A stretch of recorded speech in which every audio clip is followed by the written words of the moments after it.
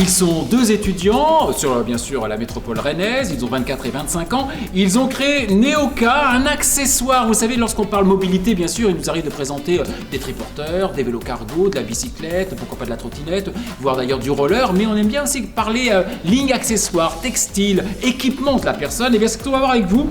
Maxence Guillet, bonjour Maxence. Bonjour. Et Romane Lescourt, bonjour Romane.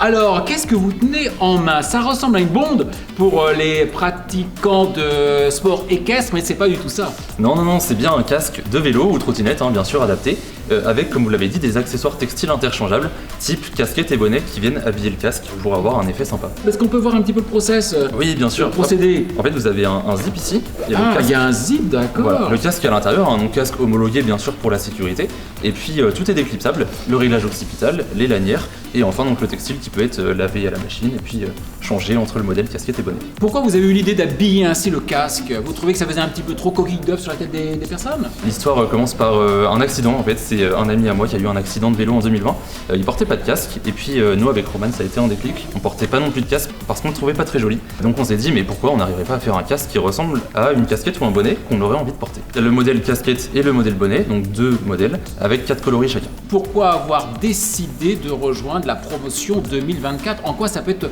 pertinent pour vous et opportuniste au bon sens du terme? Quel message avez-vous à faire passer? Est-ce qu'il est assez connu, assez diffusé par exemple? On espère que grâce à notre produit comme nous, il y a plusieurs personnes qui auront un déclic pour mettre un casque. Il faut savoir qu'aujourd'hui en ville, il y a 60% des personnes qui n'en portent pas. Donc c'est une démarche civique autant d'ailleurs qu'économique et c'est tout à fait noble de le souligner. Oui, tout à fait. C'est important d'avoir de la visibilité.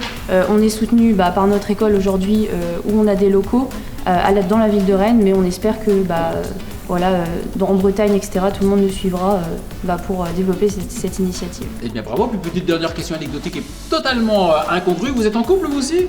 Non. Applaudissements.